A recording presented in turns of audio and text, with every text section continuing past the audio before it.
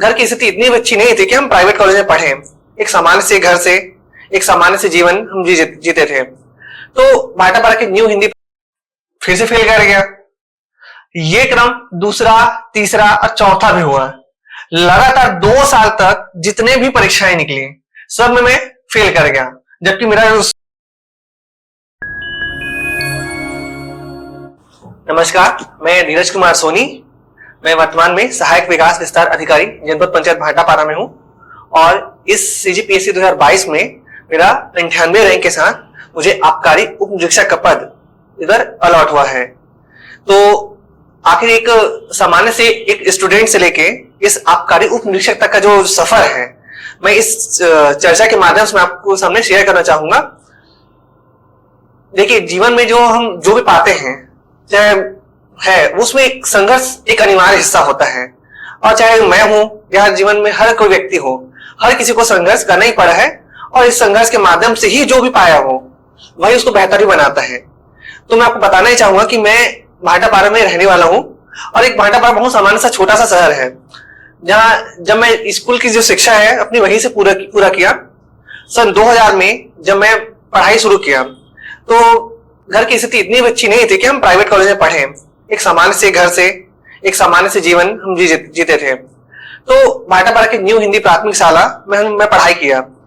उस समय स्कूल ऐसा होता था कि छप्पर वाले होते थे और एक ही कमरे में 2 कक्षा चल रही है, टीचर भी एक है और 2 अलग कक्षाओं को पढ़ाई हो रहे हैं। तो इंफ्रास्ट्रक्चर भले नहीं होता था, टीचर भी अवेलेबल होते थे पर उतनी संख्या में नहीं जितने जरूरत होते हैं।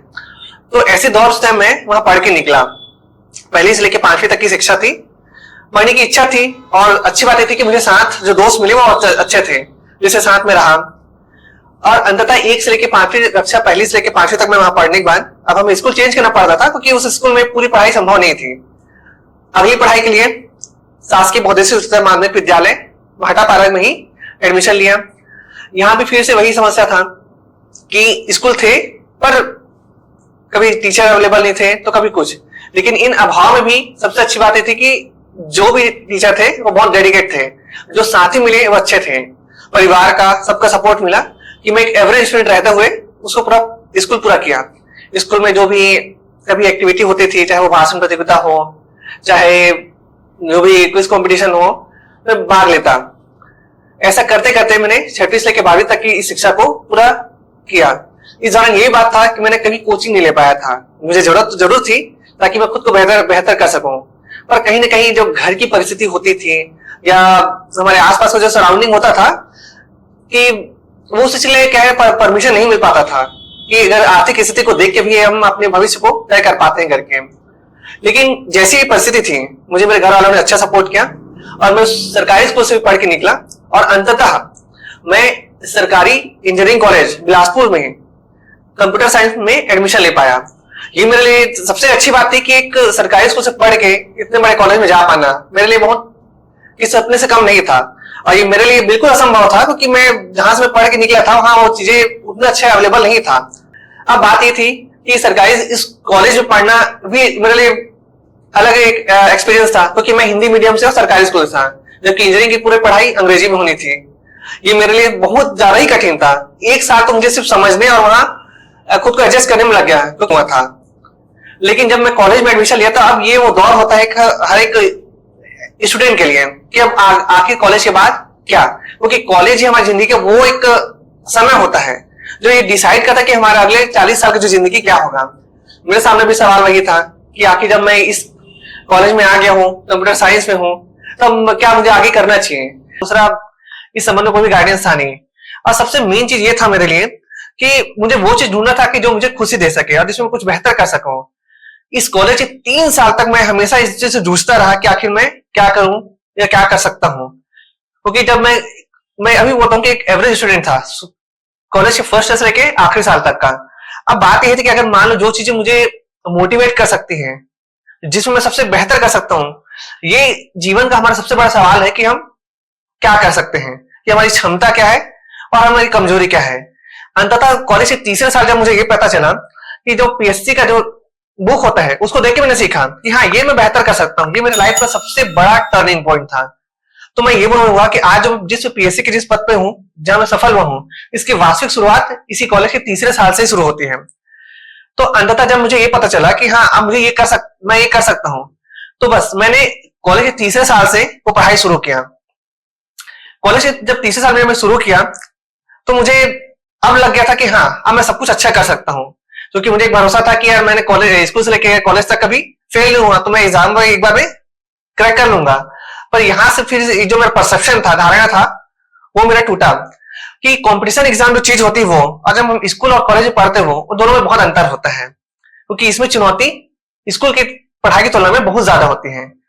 जब मैं कॉलेज जब पूरा किया तो मैं पहला एग्जाम जो दिया था वो पटवारी का था। मुझे लगा था मैं कर लूंगा बहुत आसानी से, लेकिन अब वही बस मैं भ्रम टूटा कि मैं उस एग्जाम को फेल कर गया। मुझे लगा चलो ठीक है, पहली बार है, दूसरी बार भी दिया, फिर से फेल कर गया। ये क्रम दूसरा, तीसरा और चौथा भी हुआ। लगातार 2 साल तक जितने भी परीक्षाएं निकली सब में मैं फेल कर गया, जबकि मेरा जो कॉन्फिडेंस था उस चीज को लेकर मुझे लगता था कि मैं कर ही लूंगा आराम से। लेकिन मुझे लगा कि दिक्कत ये था स्ट्रेटेजी को लेके, सही गाइडेंस को लेके जो कमी थी वो रही, जिसके कारण फेल हुआ। अंततः 2018 में जब मैं 8 बार फेल होने के बाद मैं एडीओ का एग्जाम दिया। ये वो दौर था जब मैंने थोड़ा सा अपनी स्ट्रेटेजी को चेंज किया, एक गाइडेंस से तैयारी किया, और वो एग्जाम मैंने दिया। हालांकि मुझे नहीं पता था कि वो निकलेगा कि नहीं करके। इसी दौरान फिर मैं पीएससी की तैयारी भी करता था। अच्छी बात ये रही सन 2018 में मेरे लिए कि मैं प्री और एडीओ को दोनों एग्जाम एक साथ क्लियर किया। लेकिन अब प्री तो निकल गया, सवाल था मेंस कैसे निकाले।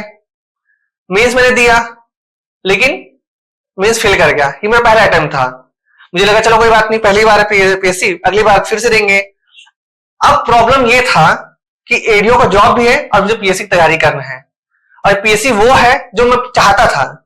मैं ये नहीं बोलता कि जो एडीओ का जॉब है वो छोटा था या अच्छा नहीं है। कोई भी जो नौकरी या कोई भी काम छोटा या बड़ा नहीं होता। हमेशा जो बेहतर की गुंजाइश अगर है तो मैं मानता हूँ जिंदगी में हमें उसके लिए प्रयास करना चाहिए। बस यही जो बेहतरी के जो प्रयास है और जो तलाश है मुझे पीएससी करने के लिए मजबूर किया कि मैं एक जॉब रहता हुए भी दूसरे जॉब की तैयारी करूं। अब चैलेंज मेरे लिए बढ़ चुका था, क्योंकि मुझे नौकरी भी करना है, पढ़ाई भी करना है। तो मैंने इसमें एक टाइम मैनेजमेंट थोड़ा सा बनाना शुरू किया। अच्छी बात रही कि अगली बार मैं प्री भी निकाला, मेंस निकाला, लेकिन अंततः इंटरव्यू पहुंचे के बाद फाइनल सिलेक्शन नहीं हो पाया। मुझे लगा चलो कोई बात नहीं, अगली बार कर लेंगे। लेकिन अब वो दौर शुरू हुआ जहां जिंदगी के सबसे कठिन दौर से जो मैं गुजरा, वो ये था कि 2019 में लोकसभा और विधानसभा चुनाव आया। क्योंकि चुनाव के टाइम हमें सबसे ज्यादा काम करना पड़ता है। परीक्षा के 2 दिन पहले तक मैं जिला पंचायत या अपने ऑफिस में बैठ के हमें चुनाव ड्यूटी करना पड़ता था, जिसके कारण कहीं ना कहीं तैयारी में प्रभावित भी हुई और मैं अंततः वो एग्जाम फेल कर गया। ये मेरा पहला एक्सपीरियंस था फेल होने का जिंदगी का, पीएससी में। अब मुझे लगा चलो कोई बात नहीं, इस बार फेल हुआ, अगली बार निकाल लेंगे। अगली बार कोरोना का दौर शुरू हो गया। अब ये जिंदगी का सबसे ज्यादा चैलेंजिंग था, क्योंकि जब लोग घर में बैठते थे कि हमें कुछ हो ना जाए, तो हमें ऐसा गवर्नमेंट एम्प्लॉय स्टेशन, क्योंकि भाटापारा बलौदाबाजार जिले में भाटापारा एक ऐसा जगह है जहां रेलवे स्टेशन है। तो वो रेलवे स्टेशनों में जब कोई श्रमिक आते थे तो हमें उनका पंजीयन करना, उनका टेस्टिंग करना, ये काम करना पड़ता था। तो जब हर कोई अपने घर में रहता तो हमें उस ड्यूटी को करना पड़ता था। और मैं बताना भी चाहूंगा कि कई बार हमें रात को 3 बजे भी ड्यूटी करना पड़ता था। तो दिन में हर कोई, चाहे प्रशासन का हर अमला, दिन में मैं भी शामिल था, तो 12 से 13 घंटे में ड्यूटी करना पड़ता था। और अंततः वो साल उस ड्यूटी करने में बीता और फाइनली तैयारी फिर से प्रभावित हुई। अब एक बार फिर से फेल हो गया। अब मैंने सोचा चलो कोई बात नहीं, कोरोना कारण फेल हुए। तीसरी बार मैंने फिर से तैयारी किया। मुझे लगा इस बार तो अच्छे से करेंगे। अंततः मैं 0.7 नंबर से तीसरी बार प्रीलिम्स फेल हो गया। अब ये वो दौर था जब मेरे लिए कि जब सबसे हताशा और जब निराशा सबसे चरम में थी। और अब सोच सकते कि जब एक स्टूडेंट जब 3 बार लगातार साल बर्बाद हो तो कैसा होता है। सेम चीज मैं मानता हूं कि हर किसी की जिंदगी में दौर आता है जहां 2 चीज होता है, या तो हम गिव अप करें या फिर ग्रो अप करें। तो मेरे मन में ये था कि मैंने एक नेपोलियन का एक वो पढ़ा था, नेपोलियन बोनापार्ट का एक स्टोरी था कि जब वो अपने दुश्मन के क्षेत्र में जाते हैं तो वो अपने 12 साथियों के साथ रहते हैं बस। तो दुश्मन की संख्या उनसे कई गुना ज्यादा होती है। अब उनके पास एक ऑप्शन था, एक नाव को पकड़े और वहां से अपनी जान बचा के भाग जाए, या दूसरा यह था कि वो सामने लड़े और जीत जाए। नेपोलियन ने सबसे पहले उस नाव को तोड़ दिया और अब उनके सामने बस दो ऑप्शन था, या तो वो नदी में कूद के मर जाए या तो फिर सामने अपने दुश्मन से लड़े और अपनी जिंदगी बचाए। नेपोलियन ने क्या है, दूसरा वाला ऑप्शन चुना, अपने दुश्मनों से लड़े और जीते। अंततः उन्होंने ये बात बोला था कि जब आप बस पीछे हटने का ऑप्शन जब पूरा खत्म हो जाएगा जिंदगी, तब आप आगे बढ़ सकते हैं। मैंने बस इसी चीज को ध्यान रखा और मैं अपने पीछे हटने जो ऑप्शन था, मैं था भी नहीं वैसे भी, तो मुझे आगे बढ़ना था। जब मैं तीसरी बार फेल होने के बाद मैंने सोचा कि यार पीएससी क्लियर करना इतना आसान तो नहीं है जैसे मैं सोचता था, लेकिन संभव था। तब मैंने ये किया कि जो टॉपर्स जो ऑलरेडी सेलेक्ट थे बिलासपुर में, तो मैंने उनसे डायरेक्ट एक अप्रोच किया। मैंने उनके साथ बैठा, पीएससी के प्रारंभिक चरण से लेकर अंतिम चरण तक की चीजों को समझा कि वो चाहे प्री हो, चाहे मेंस हो, चाहे इंटरव्यू हो। अंततः जब मैं चौथी बार तैयारी किया, इस बार में मेरा 98 रैंक के साथ मैंने पूरा पीएससी क्लियर किया। और जो अब तक मेरे लिए 5 साल से अवैध था एकदम, कि मुझे लगता कि बिल्कुल मेरे लिए संभव नहीं है, मैं इस बार क्लियर कर सका। तो मैं ये बोलना चाहूंगा कि आखिर पीएससी या कोई भी एग्जाम जिंदगी का आप सबसे पहले कैसे निकाल सकते हैं। उसके सबसे पहला चीज ये है कि आप वो डेडिकेशन होना चाहिए कि आपको आगे बढ़ना ही है, वो चाहिए। दूसरी बात यह है कि आप कोई भी परीक्षा हो जिंदगी की, चाहे वो व्यापम हो, पीएससी हो, यूपीएससी, जो मैंने सीखा वो ये है कि सही मार्गदर्शन क्या हो सकता है। तीसरा ये चीज है कि आपका सही एक जो हेल्दी ग्रुप हो जिसके साथ आप डिस्कस कर सको, अभी चीजों को बता सको। चौथा सबसे ज्यादा जरूरी चीज है फैमिली का सपोर्ट। आपकी जब भी मैं अपने एग्जाम में फेल होता था तो मैं सबसे ज्यादा निराश होता था। तो हमेशा मेरे घर वाले बोलते थे कि कोई बात नहीं, तूने अच्छा प्रयास किया तो अगली बार फिर से अच्छे से कर लेगा। तो ये उनका जो मोटिवेशन था यही था कि मैं 3 बार लगातार फेल होने के बाद भी मैं बोला कि अगली बार चौथी बार फिर से ये मेरा 6वां अटेम्प्ट था पीएससी का। लगभग मुझे अभी भी नहीं लगता था कि मैं पास कर पाऊंगा, लेकिन घर वाले का सपोर्ट था, सही गाइडेंस था, सही ग्रुप था, सही दोस्त थे। मैंने इस बार पूरे भरोसे के साथ किया कि चलो जो होगा अच्छा होगा। तो मैंने प्री दिया, निकला। लेकिन प्री में भी एक प्रॉब्लम ये था कि मुझे अब तक क्या है, जब 3 बार मैं फेल हुआ था मुझे लगता था कि यार चौथी बार निकलेगा कि नहीं निकलेगा। हमेशा मन में रहता ही डाउट किया कि जब बार बार फेल हो रहे हो तो आप ऐसा उम्मीद नहीं कर सकते कि चौथी बार निकल ही जाए। लेकिन मुझे लगा था कि नहीं यार, मुझे बस अपना काम करना है, जो होगा देख लेंगे। अंततः भगवान ने भी सुनी और मैं प्री भी निकला। और जब तक रिजल्ट नहीं आया था तब तक मैं प्री की कट ऑफ क्या जा रहे हैं, कि कोर्ट में कौन जा रहा है, कि निकलेगा नहीं निकलेगा, मैं हमेशा चाहूंगा बोला कि जो भी एस्पिरेंट एग्जाम दे रहे हैं या आप कोई भी एग्जाम दे रहे हैं, आप उन डायलेमा वाले कंडीशन में ना फंसे कि आप आपने अगर अपना प्री दे दिया है, अब उसका रिजल्ट कुछ भी हो, आप अगले चरण की तैयारी के लिए जुट जाइए। मैंने यही किया, मैंने अगले चरण की तैयारी के लिए शुरू किया।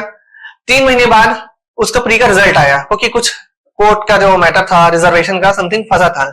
इस दौरान मेरे दोस्त अभिषेक और जो बाकी जो थे अंशुल और सर्वेश पटेल करके, हम सब एक अच्छे पीयर ग्रुप था हमारा, जो हम पढ़ाई करते थे बिना इन चीजों में फंसे कि प्री निकलेगा नहीं निकलेगा।